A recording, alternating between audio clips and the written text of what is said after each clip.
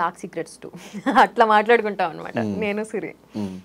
షన్నుతో టచ్లో ఉన్నావా లేదా? షన్నుతో లేను టచ్లో.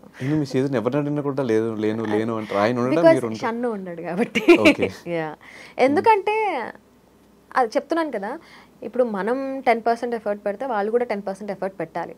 నేను ఇప్పటికీ మాట్లాడతాడేమో, కానీ ప్రతిసారి నేనే ఎందుకు మాట్లాడాలి అనే చిన్న ఉంటుంది కదా, అందుకే మాట్లాడను అంతే. అండ్ ఆ మధ్యలో నేను విన్నది అంటే బిగ్ బాస్ కంటే ముందు నుంచే కాజల్కి రవికి సమ్ గొడవలా? కాజల్కి రవికి బిగ్ బాస్ ముందు ఫుల్ ఫ్రెండ్షిప్. బక్రీద్కి బిర్యానీ తీసుకెళ్ళి ఇచ్చేదాన్ని నేను. బిగ్ బాస్ తర్వాత ఫైట్ అయింది, బిగ్ బాస్ లో ఫైట్ అయింది. దాని తర్వాత నుంచి కంటిన్యూ, దాని తర్వాత మళ్ళీ మన నార్మల్ అయిపోయాం. మళ్ళీ ఇప్పుడు మంచిగానే మాట్లాడుకుంటున్నాం. దేనికి ఆ గొడవలు స్టార్ట్ అయినవి? అంటే బయట నుంచి అంత ఫ్రెండ్స్ అయ్యి ఉండి లోపలికి వెళ్ళి ట్రస్ట్ ఇష్యూస్ హౌస్ లోపల.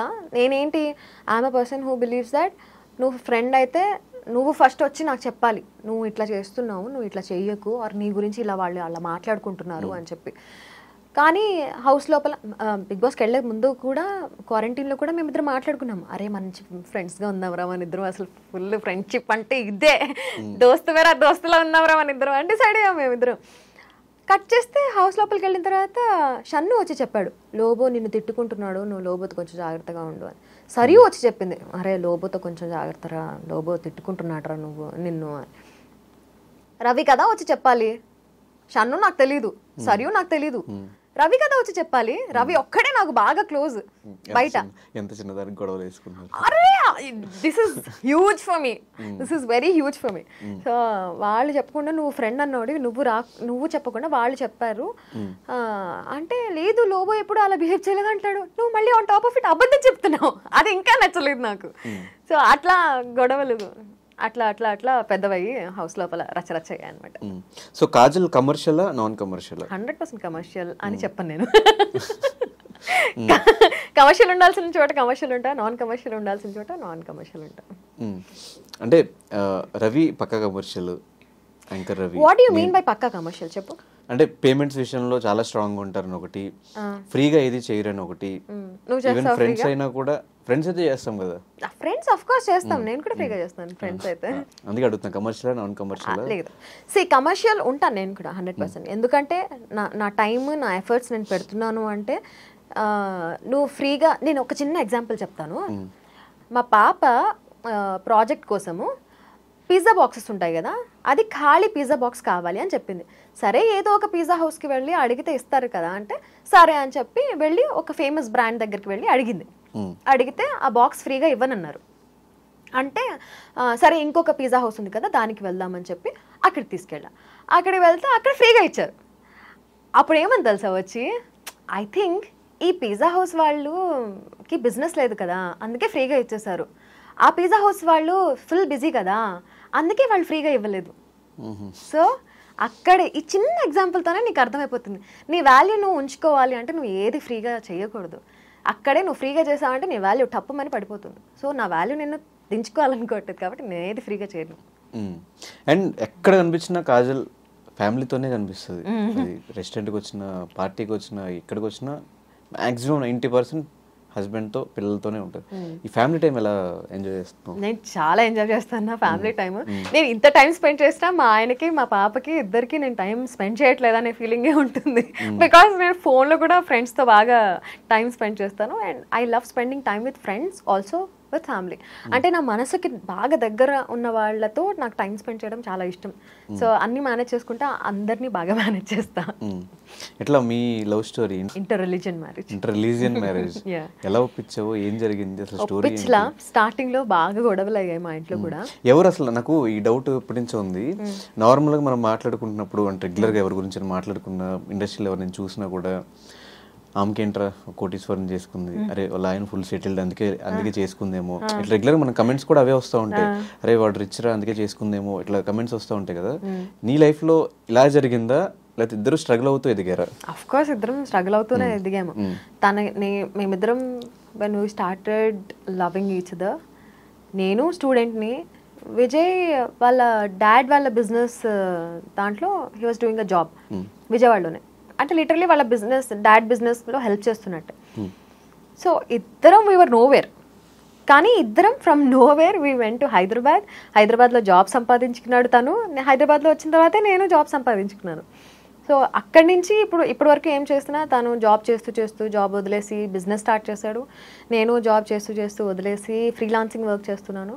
సో అట్లా నేను అనుకుంటాను, ఓకే విజయ్ లేకపోయి ఉంటే అసలు నాకు ఈ కెరీర్ ఉండేది కాదేమో అని. విజయ్ కూడా అనుకుంటాడు, ఓకే నేను లేకపోయి ఉంటే తన కెరియరే అసలు ఇలా ఉండేది కాదేమో, వాళ్ళ నాన్న దగ్గరే ఇంకా పనిచేసుకుంటూ ఉండేవాడేమో, లేదా ఇంకేం చేస్తూ ఉండేవాడో, అసలు నాకు హోప్లెస్ ఆర్ క్లూలెస్ కెరియర్ ఉండేదేమో అని. So we give credit to each other and we love each other. So ఎలా పరిచయం విజయ్? మా ఇంటి పక్కనే వాళ్ళ డాడ్ బిజినెస్ ఉండేదన్నమాట, సైనేజ్ బిజినెస్, మొత్తానికి ప్రింటింగ్ ఉండేది. సో అక్కడ ఒక రోజు వెళ్ళాను నేను కూడా ఒక ఫ్లెక్స్ ప్రింట్ చేయించుకుందాం, అప్పట్లో కొత్తగా వస్తున్నాయి అనమాట ఫ్లెక్సీస్ అవి.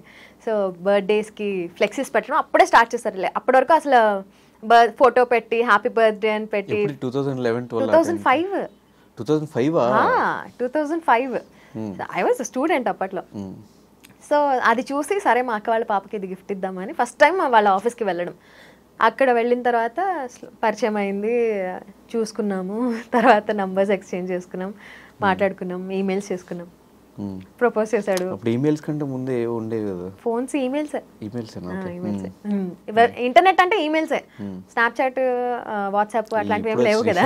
అదే చేసుకునేవాళ్ళం. ఇంటర్నెట్ షాప్కి వెళ్ళి అవును చేసుకునేవాళ్ళం. ప్రపోజ్ చేశాడు, నో అన్నాను. నీకోసం ఏమైనా చేస్తా అంటే ఎస్ అన్నాను. తర్వాత ఇంట్లో నో అన్నారు, తర్వాత మేము ఎస్ అనుకున్నాము, వెళ్ళిపోయాము. లేచిపోయి తీసుకున్నారా? ఫైట్లు, జంపింగ్లు, మామూలుగా కాదు 2-3 సార్లు వెళ్ళిపోయాను నేను ఇంట్లో నుంచి, మళ్ళీ తీసుకొచ్చారు, మళ్ళీ వెళ్ళిపోయాను, మళ్ళీ తీసుకొచ్చారు, అట్లా అయింది. మొత్తానికి లాస్ట్కి పాప పుట్టిన తర్వాత పేరెంట్స్, నాన్నగారు ఒక్కళ్ళు కొంచెం అడమెంట్గా ఉండే, తర్వాత పాప పుట్టిన తర్వాత ఆయన కూడా కలిసిపోయారు. ఇప్పుడు యూఆర్ ఆల్ హ్యాపీ. ఇప్పుడు అమ్మ నాన్న ఎక్కువ సపోర్ట్ చేస్తారు ఇప్పుడు నా కోసం. ఎప్పుడన్నా నేను ట్రిప్స్, అబ్రాడ్ ట్రిప్స్కి వెళ్ళారన్నా ఆర్ ఏమైనా ఈవెంట్స్ ఉన్నా వాళ్ళు వచ్చి ఉంటారు పాపని చూసుకోవడానికి. విజయ్ కూడా ఆఫ్ కోర్స్ చూసుకుంటాడు. విజయ్ చెప్తుంటే నేను చూసుకుంటాను కదా అంటే, లేదు నిన్ను కూడా చూసుకోవాలి అని చెప్పి మా అమ్మ నాన్న పిలుస్తాను. వాళ్ళు చాలా సపోర్టివ్ అమ్మ నాన్న. ఇప్పుడు వచ్చిన క్వశ్చన్ ఫ్లోలో వచ్చింది, అన్ని సంవత్సరాలు చూసుకున్న పేరెంట్స్ గ్రేటా, అప్పుడే పరిచయం లవ్ ఉన్న ఆయన గ్రేటా? ఎందుకు ఆ డెసిషన్ తీసుకోవాల్సి వచ్చింది? వెళ్ళిపోవాలి అంటే ఇంకో 1 year ఆగు 2 years ఆగు ఒప్పించే పెళ్లి చేసుకున్నాం అనే పాయింట్లో ఎందుకు లేరు? 18-20 years పెంచిన పేరెంట్స్ గొప్ప, లేకపోతే 60-70 years కలిసి ఉండే పార్ట్నర్ ఎక్కువ అంటే ఎలా చెప్తారు ఎవరన్నా? అదే ఆ టైంలో మైండ్ సెట్ ఎలా ఉంది? ఒక అంటే తెలిసి తెలియని ఏజ్ లో బయటకు వచ్చేసావా, లేదంటే ప్రాపర్ గా ఆలోచించుకునే బయటకు రావడం జరిగింది? ఆలోచించి ప్లానింగ్ తో అయితే తీసుకున్న స్టెప్ కాదు. నేను లైఫ్ లో కానీ ఆర్ బిగ్ బాస్ లో కానీ అన్ని ఫ్లోలో చేసినవే. సో ఇది ఏమైందంటే ఒక మాటల యుద్ధం జరిగినప్పుడు ఓకే ఇంకా నా వల్ల కాదు అని అనుకున్నప్పుడే నేను ఈ డెసిషన్ తీసుకున్నా. ఓకే ఇంకా నేను I cannot take this anymore అనిపించినప్పుడే. సో ఇంట్లో జరిగిన గొడవల్లో, మాటల్లో కొన్ని అలా చెప్పలేదు. ఎవరు గ్రేటో చెప్పలేదు, ఎవరు గొప్ప ఇద్దర్లో? ఇప్పుడు ఒకవేళ నేను మామ్ కాకముందు ఈ క్వశ్చన్ అడుగుంటే అఫ్ కోర్స్ మా ఆయన గొప్ప అని చెప్పుండేదాన్ని. ఎందుకంటే నేను అమ్మ నాన్నను వదిలేసి నేను ప్రేమ కోసం వచ్చేస్తాను కాబట్టి. ఇప్పుడు now I'm a ma'am. So పిల్లలకి పేరెంట్స్కి ఉండే అటాచ్మెంట్ ఏంటి అండ్ ఆ లవ్ ఏంటి నాకు తెలుసు. ఇప్పుడు ఎవరు గొప్ప అంటే నేను ఖచ్చితంగా చెప్పలేను. నేను ఇద్దరు 2 కళ్ళలో ఏది గొప్ప అంటే ఏం చెప్తారు? సో ఆ మదర్హుడ్ ఎలా అనిపించింది? Oh my God, that's beautiful and precious. అప్పటి వరకు ఉన్న నొప్పులన్నీ దాని ఫేస్ చూడగానే మాయం హుష్కాకి. అది ఎవరు ఎక్స్ప్లెయిన్ చేయలేరు అబ్బా. నువ్వు ఎనీ మదర్ ఎనీ ఫాదర్ని కూడా అడుగు, అసలు ఎక్స్ప్లెయిన్ చేయలేరు, వర్ణనాతీతం. సో ఆఫ్టర్ పాప పుట్టిన తర్వాత లైఫ్ ఎలా చేంజ్ అయింది? తను చూసుకుంటూ తను స్కూల్లో పంపించాలి, తనకి ఎడ్యుకేషన్ ఇవ్వాలి, ఇదంతా ఎలా ప్లాన్ చేసిన, ఎలా అనిపించింది ఆ టైంలో? ఇంకొంచెం అంబిషియస్గా మారాను. ఇంకొంచెం ఓకే ఇంకా ఎక్కువ సంపాదించాలి, దీని ఫ్యూచర్ బాగుండాలి అని చెప్పి. నాకు అర్షినా అంటే ఎంత ఇష్టం అంటే literally I don't want to have a second baby. నాకు అంత పిచ్చి అదంటే. మా ఆయనకు కూడా అదంటే అంత ఇష్టం. సో అర్షిన్, ARSHEN, అర్షిన్ శీలం శెట్టి. మొత్తం ఇద్దరు కలిపి పెట్టారు గొడవ అయిందా ఇద్దరికి అమ్మో అడుగడుగున ఎనీ కపుల్ ఖచ్చితంగా గొడవలు ఉంటాయి. మేమిద్దరం కూడా బాగా కొట్టుకున్నాం అండ్ బాగా ప్రేమించుకుంటాం, అది డిఫరెంట్ స్టోరీ. నువ్వు ఏ కపుల్ అన్నా అడుగు, గొడవ పడకుండా ఏ కపుల్ ఉండరు. అంటే ఆ గొడవలు వేరు. ఈ పేరు విషయంలో గానీ రిలీజియన్ విషయంలో గానీ ఏమైనా ఫైట్స్ అయినాయి ఇద్దరికి? అయితే అయ్యే గొడవలే వాటి వల్ల, లేకపోతే అసలు మాకు గొడవలే. ఎగ్జాంపుల్స్ ఏమన్నా? ఎగ్జాంపుల్ పేరు విషయంలో అయింది. పాపకి హిందూ నేమ్ పెట్టాలని విజయ్, నేనేమో లేదు ముస్లిం పేరే పెట్టాలి అని నేను. అప్పట్లో ఎందుకు ఈ ఐడియా రాలేదు? ఇద్దరు రిలీజియన్స్ కి కలిపి ఒక పేరు ఉంది కదా, లైక్ సమీరా, నేహా, ఇట్లాంటి పేర్లు ముస్లిమ్స్ లోనే ఉంటాయి, హిందూస్ లోనే ఉంటాయి. నాకు అప్పుడు ఏంట్రా నాకు వెలగలేదు అని అనిపించింది. బట్ ఇంకోటి ఏముండింది అంటే మా మా పెద్దక్క, చిన్నక్క వీళ్ళ పిల్లల పేర్లు ఆర్ మా పేర్లు అన్ని కూడా ఈన్ ఈన్ ఈన్ ఈన్ అని ఎండ్ అవుతాయి. మెహజబీన్, మెహజరీన్.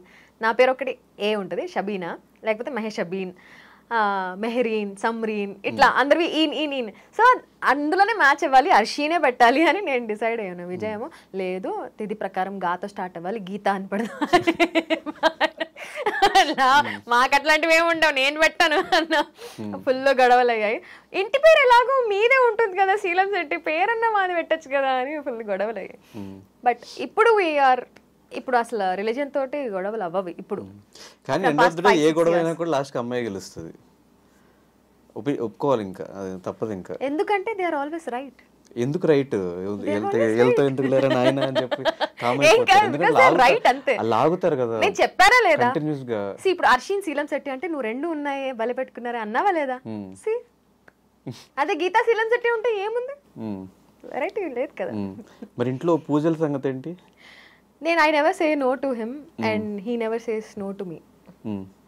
ఏమున్నా వాళ్ళ సైడ్ నేను వెళ్తాను, మా సైడ్ తను కూడా వస్తాడు. కాకపోతే వాళ్ళ సైడ్ వెళ్ళినప్పుడు నేనేం పెట్టను, ఎందుకంటే ఇప్పుడు కూడా ఇది చూస్తే మా అమ్మ నాన్న వాళ్ళు వేసుకుంటారు నన్ను. సో వాళ్ళ సైడ్, అందుకే నాకు ఇన్స్టాగ్రామ్లో ఆర్ పర్సనల్గా మెసేజెస్ పెడుతూ ఉంటారు, ఎప్పుడు మీవే పెట్టుకుంటారేంటి వాళ్ళే పెట్టుకోరేంటి అని. నేను పెట్టుకుంటాను మావి, వాళ్ళే పెట్టాలంటే విజయ్ పెట్టుకోవచ్చు కదా. నేను I never judge or I never say no to him. తను పెట్టుకోండి, నేనే చూడండి. ఈ రిలీజియన్స్ గొడవలు లేకపోతే హ్యాపీగా లైఫ్ అసలు. సో ఒకప్పుడు బిగ్ బాస్ ముందు కాజల్కి ఉండింది ఏంటి, లేనిది ఏంటి, ఇప్పుడు ఉండింది ఏంటి? అది తెలిసి ఇల్లు, కారు. లేదు, బిగ్ బాస్ ముందు కూడా కారు ఉండింది, కానీ ఇంత లగ్జరియస్ ప్రీమియం కార్ లేదు. ఫ్లైటే, అది ఫ్లైట్. కార్ టూర్ ఉందా? లేదు, ఉంది ఉంది బ్లాగ్. కార్ టూర్ ఒకసారి యూట్యూబ్ లో చూడండి, మొత్తం ఫ్లైటే. అది లాగితే పైకి వెళ్ళిపోద్ది, ఇంకా ఇంత పెద్ద ఎల్ఈడి స్క్రీన్ ఉంటుంది. So fame obviously, Bigg Boss కి ముందు ఫేమ్ లేదు, బిగ్ బాస్ తర్వాత ఫేమ్ ఉంది. మళ్ళీ ఒకవేళ ఆపర్చునిటీ వస్తే వెళ్ళడానికి రెడీగా ఉన్నావు? 100% వెళ్తాను ఈసారి. చేసిన తప్పులు చేయకుండా. హౌస్ లో కొంచెం నెగిటివ్ అనిపించిన, బయటకు వచ్చాక కాజల్ స్వీట్, ఆ ఫీలింగ్ వచ్చింది. ఈవెన్ చాలా మంది కలిసిన వాళ్ళు కూడా చెప్పే ఉంటారు. ఎందుకు అప్పుడు నెగిటివ్ చూపించారా? మరి లోపల సిచ్యువేషన్స్ ఎలా ఉన్నాయా? అసలు అందరికీ అన్ని సైడ్స్ ఉంటాయి అబ్బా, నెగిటివ్ అండ్ పాజిటివ్ అందరికీ ఉంటాయి. నువ్వు జడ్జ్ చేయొచ్చా 1 hour షో చూసి 24/7 కాకుండా 1 hour షో చూసి? కానీ కొన్ని సిచ్యువేషన్స్ జడ్జ్ చేయాల్సి వస్తుంది. కొన్ని సిచ్యువేషన్స్ లో ఇప్పుడు ఇప్పుడు ఆనీ మాస్టర్ బెస్ట్ ఎగ్జాంపుల్. ఆవిడ ఎంత స్వీట్ తెలుసా, షీఈస్ వెరీ స్వీట్. కానీ ఒకటే ఏంటి, ఆవిడ ఫట్టమని రియాక్ట్ అయిపోతారు, ఆవిడ చిన్నపిల్లల మెంటాలిటీ. సో అలాంటి వాళ్ళని నువ్వు ఎలా జడ్జి చేస్తావు? నువ్వు 1 hour షో చూసి అలాంటి వాళ్ళని జడ్జ్ చేయడం రాంగ్ అంటాను నేను. బికాస్ 1 hour షో చూసి ఆవిడ నెగిటివ్గా అనిపిస్తుంది, ఆవిడని తిట్టేసుకుంటూ ఉంటారు. కానీ మనస్తత్వం ఆవిడది పాపం చాలా చిన్నపిల్లల మనస్తత్వం. రీసెంట్గా ఎక్స్పోజ్ అనే దాంట్లో మంచి సిరీస్లో మంచి క్యారెక్టర్ పడింది. అవును. దాని తర్వాత మళ్ళీ ఎందుకు కంటిన్యూ అవ్వలేదు అవి? దాని తర్వాత మళ్ళీ నాకు చాలా ఆఫర్స్ వచ్చాయి ధనుష్, కానీ ఇప్పుడు ఎక్స్పోజ్డ్ లో నా క్యారెక్టర్ నాకు చాలా ఇష్టం. అట్లాంటి ఛాలెంజింగ్ క్యారెక్టర్స్, అట్లాంటి క్యారెక్టర్స్ ఏమైనా వస్తే 100% ఐ మీన్. కానీ పాసింగ్ క్లౌడ్ లాంటి క్యారెక్టర్స్ అట్లాంటివి వస్తూ ఉంటే నాకు నో చెప్పేశాను అట్లా. అంటే ఇప్పుడు ఆల్మోస్ట్ ఒక 20 years దగ్గరగా, అంటే 3 years ఇంకా ఇంత జర్నీ తర్వాత ఇప్పుడు ఫేమ్ కోసం ఇంకా స్టిల్ చూస్తున్నావా, లేదంటే ఒక డబ్బుల కోసం? ఇప్పుడు డబ్బులు ఉంటే సరిపోతాయి, ఇంకేమో అవసరం లేదు, ఫేమ్ ఆల్రెడీ వచ్చింది, ఈ ఇదిలో ఉన్నావా? ఇప్పుడు నేను చెక్ లిస్ట్ పెట్టుకున్నాను నేను ముందు నుంచి. Okay, RJ tick, dubbing artist tick, okay singer, ఒక సినిమాలో పాట కూడా పాడాను tick, anchor tick, Bigg Boss huge tick, dance show huge tick. ఇప్పుడు నాకు అలా టిక్ పెట్టుకోవాల్సింది ఎక్స్పోజర్తో నా యాక్టింగ్ టిక్ కొంచెం అయినట్టే, బట్ మూవీస్లో కనిపించాలి అనేది నెక్స్ట్ నా టార్గెట్. సో నేను ఎప్పుడూ ఇట్లా ఒక చెక్ లిస్ట్ పెట్టుకొని okay next this is my goal, this is my ambition అని పెట్టుకొని ఐ వర్క్ టువర్డ్స్ దాట్. అలాంటిది ఏం లేకపోతే I don't think I can survive. నాకు ఏదో ఒకటి ఉండాలి, అట్లాంటి ఒక గోల్ సెట్ చేసుకొని దాని వైపు పరుగులు తీయాలి. ఐ కెనాట్ సెట్ ఐడిల్ అట్లా. అండ్ ఈ ట్రిప్స్ టూర్స్ రీసెంట్ టైమ్స్ మరీ ఎక్కువైపోయినాయి. అవును, ఎందుకంటే ఇవి కూడా నేను పెట్టుకున్నాను అనమాట. US tick, Dubai tick, Australia tick, ఇంకేమున్నాయి, థాయిలాండ్ ఫ్యామిలీతో వెళ్ళాను, థాయిలాండ్ అయిపోయింది, శ్రీలంక టిక్. అండ్ నెక్స్ట్ నా లిస్ట్లో ఉన్నది జపాన్, సౌత్ కొరియా, చైనా కూడా. China obviously, China is a beautiful country, చూడొచ్చు హ్యాపీగా. చూడండి కానీ ఏం తీసుకురాకండి. బహ్రెయిన్, జింబాబ్వే, ఇట్లా ఇంకా మొత్తం ఆల్ ఓవర్ వరల్డ్ చూడాలి అనేది ఉన్నాయి. ఇంకా సో టిక్స్ పెట్టుకోవాల్సినవి ఇంకా చాలా ఉన్నాయి. సింగర్ కాజల్ కూడా టిక్ పెట్టేసుకోలేము. పెట్టుకున్నాగా, చెప్పాగా, వినలేదా ఫ్లోలో? ఒక సినిమాలో పాడాను నేను, హేమచంద్ర మ్యూజిక్ డైరెక్షన్ లో. యా పెట్టేసుకున్నాను. కానీ మేమందరం చూసింది శ్రీదేవి రామకం. Yeah thanks to director Pradeep garu, thank you so much అండి. సో ఫైనల్ గా బిగ్ బాస్ టాపిక్ మీద ఒక ఆర్జేగా, ఒక యాంకర్ గా, ఒక హోస్ట్ గా, అంటే RJ is complete different, host is complete different, ఒక VJ గా ఎలా చెప్తావు? ఆర్జే మానసి కొన్ని సంవత్సరాలు అయింది కాబట్టి ఇప్పుడు అడుగుతున్నాను నేను, గుర్తుందా లేదా అంటే రూట్స్ మర్చిపోము.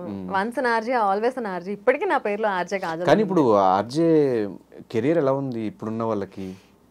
ఇప్పుడున్న వాళ్ళకి చేస్తున్నారు, ఎఫ్ఎంస్ స్టిల్ నడుస్తున్నాయి, వాటికి యాడ్స్ వస్తున్నాయి, రెవెన్యూ చూస్తున్నారు. అంటే వింటున్నారా స్టిల్ జనాలు? నేనైతే వినట్లేదు. నువ్వు వింటున్నావా? నేను వినట్లేదు. మీరు వింటున్నారా? కింద కమెంట్ చేయండి. కార్లో వెళ్ళినా కూడా మనం బ్లూటూత్ కనెక్ట్ చేసుకుని మన సాంగ్స్ ఏ స్పాటిఫై ఏ యాప్ లో యూట్యూబ్ మ్యూజిక్ వింటున్నామే తప్ప. మీరున్నప్పుడు మీరు చైతు నువ్వు మీరందరూ చేస్తున్నప్పుడు కొంచెం బాగా ఇది ఉండేది. చైతు ఇప్పటికీ చేస్తున్నాడు. ఆర్జింగ్ స్టైల్లో చెప్పమంటావు. Hello, good morning Hyderabad. మీరు వింటున్నారు కాదు, చూస్తున్నారు, వినడంతో పాటు ధనుష్తో పాటు ఆర్జే కాజల్ని. మరి ఆర్జే కాజల్ ఆర్జే లాగా బిగ్ బాస్ గురించి ఏం మాట్లాడుతుందంటే ఏం చెప్పాలండి. బిగ్ బాస్ అయితే ఒక మంచి షో, నాకు చిన్నప్పటి నుంచి బాగా ఇష్టమైన షో. హిందీలో చూశాను, తమిళ, కన్నడ, ఈ అదర్ లాంగ్వేజెస్ నేనైతే చూడలేదు. కానీ అందరూ అలా అనుకుంటున్నారు, బట్ అలా అనుకోవడంలో తప్పు కూడా లేదు. ఎందుకంటే నేను ఆడిన విధానం చూసి అందరూ స్ట్రాటజీ క్వీన్ అని పేరు పెట్టేశారు. అండ్ ఆ పేర్లలో నాకు నెగిటివిటీ వచ్చిందా, పాజిటివిటీ వచ్చిందా అంటే నేనైతే ఏం చెప్పను. ఎందుకంటే ఎండ్ ఆఫ్ ద డే నాకు పాపులారిటీ అయితే వచ్చింది కదా. ఇంకా ఆర్జేయింగ్ గురించి, ఇంకా ఆర్జే స్టైల్లో బిగ్ బాస్ గురించి చెప్పాలంటే నాకు ఇంకేం చెప్పాలో అర్థం కావట్లేదు. కాబట్టి ఇక్కడ ఆపేద్దాం అనుకుంటున్నాను. సో రావట్లేదు. ఓకే, సో ఇప్పుడు ఒక 3 ఫ్రెండ్స్, వీళ్ళు నా లైఫ్లో ఒక బెస్ట్ ఫ్రెండ్స్ అనుకునే వాళ్ళు ఎవరున్నారు బిగ్ బాస్ లో? బయట వాళ్ళు, బిగ్ బాస్ వాళ్ళు. ఫస్ట్ కమ్స్ మా చిన్నక్క. చిన్నప్పటి నుంచి నా బెస్ట్ ఫ్రెండ్ మా అక్క. So she is my first best friend. తర్వాత లిప్సిక, నా అమేజింగ్ బెస్ట్ ఫ్రెండ్. తర్వాత సిరి, ఆ తర్వాత హమీదా, ఇంకా ఎవరున్నారు, నీరజ. ఈ ముగ్గురులో కూడా మానస్, సన్నీ ఇద్దరు లేరు. మానస్, సన్నీ బిగ్ బాస్ లో ఫ్రెండ్స్ వాళ్ళు. ఇప్పుడు బయట టచ్ లో ఉంటే, నువ్వు ఎవ్రీడే టచ్ లో ఉండి every day to day life లో ఏం జరుగుతుందో చెప్పుకునే వాళ్ళే కదా బెస్ట్ ఫ్రెండ్. నువ్వు గంటలు ఇప్పుడు నా కాల్ లిస్ట్ చూడు, సిరి ఉంటుంది, హమీదా ఉంటుంది, పక్క లిప్సిక ఉంటుంది. వీళ్ళు ముగ్గురు పక్క ఉంటారు. ఇంకేం చెప్పాలి నేను? ఎవ్రీడే మాట్లాడితేనే కదా. సో నెక్స్ట్ ప్రాజెక్ట్స్ ఏంటి, నెక్స్ట్ ప్లాన్స్ ఏంటి? ఒక్కటే అడగ, నేను చెప్పను బ్రదర్. ఎందుకు చెప్పుకుంటావు బ్రదర్? కమింగ్ అప్ కాజల్ ఇంకెలా చూడొచ్చు అని ఇన్ని చెప్పాను కదా. సో మూవీస్ లో ఇంకా యాక్టింగ్ కెరియర్ ఇంకా కొంచెం డెవలప్ చేసుకోవాలనుకుంటున్నాను. I see my future there. So ఇంకా యాక్టింగ్ బాగా చేయాలి, యాక్టింగ్ ప్రాజెక్ట్ సంపాదించాలి అనుకుంటున్నాను. ఎవరు favourite actor? Junior NTR, Allu Arjun, Ram Charan. Okay, interviews చేస్తున్నావు కాబట్టి ఎవరు best guest? Aishwarya Rai. Oh my God, she is so sweet. ఎంత స్వీట్ అంటే మిస్ వరల్డ్ అన్ని ఇండస్ట్రీస్లో పనిచేసింది, ఇంటర్నేషనల్గా కూడా వర్క్ చేస్తుంది. బట్ అస్సలు ఎంత డౌన్ టు ఎర్త్ అంటే she treated me so well and she is just the best. Aishwarya Rai. ఎప్పటికీ మర్చిపోలేను. సో బెస్ట్ ఫీల్డ్ ఏంటి? ఆర్జేనా, ఫీల్డా? ఇంటర్వ్యూయింగ్ లేదంటే ఇన్ఫ్లుయెన్సింగ్? అబ్బా, influencer, being an influencer is amazing. ఎందుకు డబ్బులు వస్తాయన్నా? బాగా డబ్బులు వస్తాయి, పని తక్కువ ఉంటుంది, బాగుంటుంది. యా, అండ్ వ్యూస్ వస్తూ ఉంటే, కమెంట్స్ వస్తూ ఉంటే, not only brands and all. నీకు ఇన్స్టాగ్రామ్లో ఒక రీల్ పెట్టి అది ఫుల్ వైరల్ అయినప్పుడు, ఏమైనా క్రియేటివ్ కాంటెంట్ చేసినప్పుడు, నేను విజయ్ కలిసి ఒక ఎయిర్పోర్ట్లో ఒక బీజిఎం, మన్మధుడు బీజిఎం మీద ఒక రీల్ చేసాం. That gave me a high. ఎందుకంటే అది నా క్రియేటివిటీ. సో దానికి మనుషులు చూస్తున్నారు, వ్యూస్ పెంచుతున్నారు, లైక్స్ పెంచుతున్నారు, మిలియన్స్లో లైక్స్, ల్యాక్స్లో shares. That is another level high. కానీ ఈ కంటెంట్ చేయాలి అంటే ఎలా ఎక్కడున్నా ఏం జరుగుతున్నా ఎక్కడైనా కంటెంట్ చేయొచ్చు, ఎక్కడైనా కంటెంట్ చేయొచ్చు. మొన్న ఫ్లైట్ మిస్ అయితేనే మొత్తం దాని మీద ఒక కంటెంట్ క్రియేట్ చేసి కంటెంట్ పెట్టేసి ఇన్స్టాలో పోస్ట్. ఎవరు? మీరే. India Pakistan, exactly. యా, అవును. అండ్ ఇన్ఫ్లుయెన్సింగ్ నాకు రీసెంట్గా నచ్చుతున్న ఇది. బట్ నాకు all time favourite is anchoring. That to live emceeing. Live audience ఉంటారు, మనం స్టేజ్ పైన ఉంటాము, మైక్ పట్టుకొని మాట్లాడుతుంటే అక్కడ ఉన్న వాళ్ళందరూ వింటారు, నవ్వుతారు. అండ్ అక్కడి నుంచి వాళ్ళని మనం స్టేజ్ మీదకి పిలవడం, ఆర్ మనం స్టేజ్ దిగి అక్కడికి వెళ్ళడం, మైక్ పట్టుకుని మాట్లాడడం. దట్ ఈస్ అంటే లైవ్ చూడొచ్చు ఆడియన్స్ని. ఎందుకు ఈ ప్రీ రిలీజ్ ఈవెంట్స్ ఇవేమి ట్రై చేయట్లేదు? ప్రీ రిలీజ్ ఈవెంట్సా? ప్రీ రిలీజ్ ఈవెంట్స్ కానీ ప్రెస్ మీట్స్ కానీ చేశాను నేను, బట్ చాలా లిమిటెడ్గా ఉన్నాయి. నేను కనుక్కున్నది ఏంటంటే, కాజల్ ఒక ప్రైస్ చెప్పింది అంటే అక్కడ నుంచి దిగదు, ఆ ప్రైస్కి అయితే మాకు వర్కౌట్ అవ్వదు. ఇప్పుడు కొంతమంది చేస్తున్న వాళ్ళు పేర్లు చెప్పను, ప్రైస్ కూడా చెప్పను, వాళ్ళు చేస్తే ఇంతైనా వాళ్ళకి మంత్లీ వచ్చే ఈవెంట్స్ ఒక 10 to 15. కాజల్ ఈ ప్రైస్కి మంత్కి ఒకటే, ఆర్ 2 monthsకి ఒకటే. ఎందుకు ప్రైస్ తగ్గించుకోవట్లేదు? ఇంట్రెస్ట్ ఉన్నప్పుడు ఎందుకు ప్రైస్ తగ్గించుకోవట్లేదు? ఇష్టం ఉన్నప్పుడు ఎందుకు ఆ price? Press meets, pre release events లో నీకు లైవ్ ఆడియన్స్ ఇంటరాక్షన్ ఉండదు. ఇప్పుడు లైవ్ ఇంటరాక్షన్ కదా మొత్తం. థియేటర్స్ లో ఏఎంబీస్ లోనే పెడుతున్నారు ప్రెస్ మీట్స్ అంతా, ఆడియన్స్ అందరిని పిలుస్తున్నారు, గ్యాదరింగ్స్ అవుతున్నాయి. బట్ సి, ఎంత ఇంట్రెస్ట్ ఉన్నా, ఎంత కిక్ వచ్చే జాబ్ అయినా, if there is no fuel in it, మనకి ఎక్కడ. అదే చెప్తున్నా, మంత్కి 10 ఈవెంట్స్ వచ్చినప్పుడు 10 ఈవెంట్స్కి కలిపి ఏదైతే నీకు ఒక ఈవెంట్కి వస్తున్న ప్రైస్కి ఒక 3 times ఎక్స్ట్రా వస్తుంది కదా, వై డోంట్ యూ ట్రై అని? ఎందుకు వస్తుంది? నేను ఒక ఈవెంట్కి నేను తీసుకుంటున్న అమౌంట్ 10 ఈవెంట్లు చేస్తే వస్తున్న అమౌంట్ ఈక్వల్ ఉన్నప్పుడు నేను ఒక ఈవెంట్ చేసి నేను ఆ అమౌంట్ తీసుకుంటాను. కానీ ఈక్వల్ కాదు, కొంచెం డబులే ఉంటుంది. దేంది? ఎక్కువ ఈవెంట్స్ చేస్తేనా? ఎక్కువ ఈవెంట్స్ చేస్తే ఏమో, నేను ఆ టైంని ఇక్కడ ఇన్ఫ్లుయెన్సింగ్ దాంట్లో కేటాయిస్తే ఇంకా ఎక్కువ సంపాదించుకుంటాను కదా. అయితే ఇప్పుడు డబ్బుల కోసం ఉన్నట్టే కదా. See, whatever you call it, నాకు రెండు ఉండాలి, వర్క్ సాటిస్ఫాక్షన్ ఉండాలి అండ్ డబ్బులు కూడా ఉండాలి. మెయిన్ ప్రిఫరెన్స్ డబ్బులే. మెయిన్ ప్రిఫరెన్స్ ఎక్కడ? ఇప్పుడు రెండు ఉండాలంటున్నాను కదా. సో రెండు ఉండాలి, జాబ్ సాటిస్ఫాక్షన్, వర్క్ సాటిస్ఫాక్షన్ కూడా ఉండాలి, డబ్బులు కూడా ఉండాలి. ఇప్పుడు నీకు డబ్బులు రావట్లేదు, వర్క్కి వెళ్ళాలి అంటే నువ్వు వెళ్తావా? బట్ ఎంతో కొంత వస్తుంది దీనివల్ల. నాకు ఒక వరుసగా ఒక 10 days నాకు షెడ్యూల్ రెడీగా ఉంటుంది అనుకుంటే నేను పోతా. ఏమో, నేను I would rather spend my time with my loved ones. Okay, nice, good answer, very good answer. Thank you Kajal, మా స్టూడియోకి వచ్చి మాకు మీ విలువైన సమయాన్ని, సమాచారాన్ని ఇచ్చినందుకు.